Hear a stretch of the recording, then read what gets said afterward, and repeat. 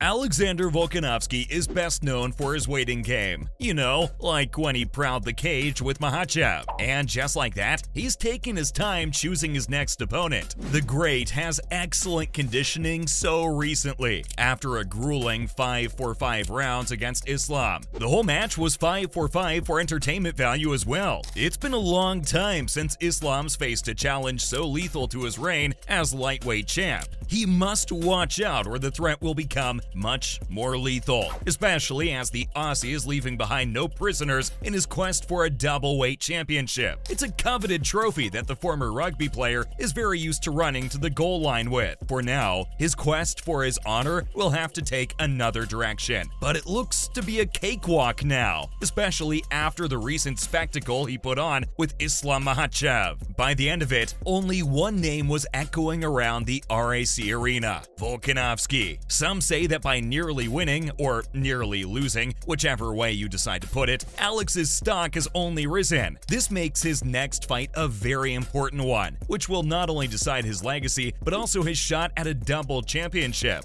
But in a cheeky move, the featherweight champ did give a hint at the end of his last fight: Yair Rodriguez. It was a characteristic move by the Aussie, sure-footed and confident, but careful not to rush into any details. Not to mention, only rational, since fighting Yair's the logical next step. While nothing official is on the cards yet from the UFC, Yair does have first dibs on Volk, and not just any fight, he's riding shotgun on a title fight against the Aussie champ. After submitting Josh Emmett by a second-round submission, it's also hard-won, but the battle's not won until an audience with the great in his cage. It does seem to be Alex's octagon after the way he completely dominated in his last fight, despite Makhachev on his back, quite literally. It's also true that the former, or current, depends on which side you ask, the pound-for-pound champ's only getting cleaner with his fighting style. And this makes him a different class of champion than the former underdog for the UFC 284 event. He's now the favorite by all means. This wave was last felt just a few days ago at Perth, and will now be expected to take him right up to a match against the interim champ, most likely. You might think it an off-handed confirmation by the Aussie at Octagon interview. I did so too until I remembered the last time a fight was decided right there in the Octagon. Spoiler, it was the Makhachev fight. And there too, Volk was a man of his words. When Khabib called out the pound-for-pound king Volkanovski after Makhachev won his title fight, he was greeted by the man himself. Alex came into the cage, settled on a handshake with the new lightweight champ, and sealed the deal there and then.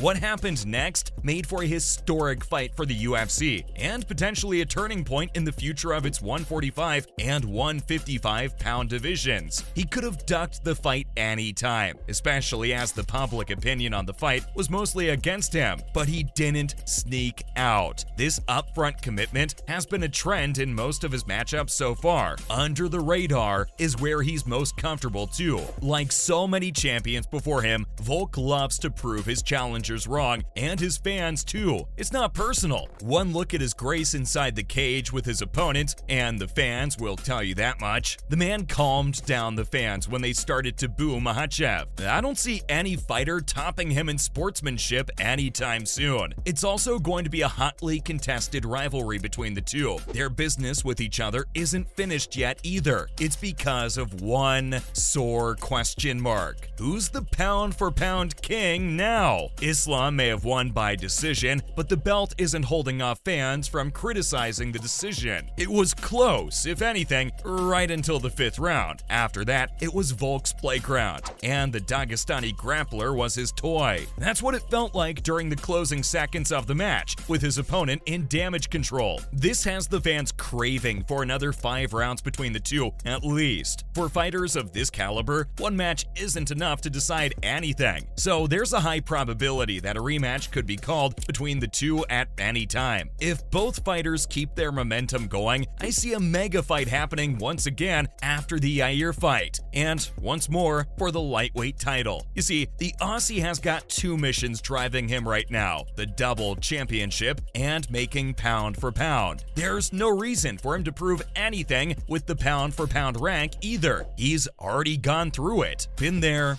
done that. What he wants is what Islam wants as well, the lightweight belt, and the fact that the two will fight tooth to nail for it seems guaranteed after rewatching their recent clash. Unlucky for Islam perhaps, this is the title Volkanovski wants bad as anything. If he wins the belt, it'll propel him into the champions of the champions. He could be one of only 5 of the double title champs in the UFC ever. That's of course if he manages to keep the featherweight championship by then, but don't worry, the Great is back to settle business in his division. After an adventurous trip to the 155-pound territory, the Aussie's back hungry and determined to get even better. This is also a scary proposition for the rest of the division. Volk's return from a higher weight division and fresh off his stunning upsets at UFC 284 during critical moments in the game doesn't bear well for the rest of the featherweight camp. For now, the rest can breathe though, because Volk's target seems to be locked onto Yair next. And the tables have turned on him this time. For one, it's Alex who's being considered a confirmed winner. That doesn't sound very encouraging for pay-per-view sales, since the majority of online spaces have declared the winner already. It's Volkanovski. Victim of success, perhaps? It certainly seems like it, with Volk predicted to be a betting favorite of -290, a staggering 75% win probability. On the other hand, the interim champ is on the opposite fence. I know it's usually traditional for the challenger to be on the receiving end, but this isn't a takedown. This is a complete knockout that's being predicted by Volk's fans. We'll see if the equation changes as the two approach fight day. It's also what makes this sport so exciting. Anything is possible. The favorites can bite the canvas anytime. That's what keeps them on their toes. Just as a challenging fight pushes Volk to keep improving, hot off a recent battle of wills with Islam Makhachev, he's more dangerous than ever. That's a hard bar to pass after Holloway versus Volkanovski ended its 3rd run. I don't know what you saw, but I'd say that was peak Volk until he met Makhachev. After locking gloves with him now, I can confidently say that this is the new and improved king.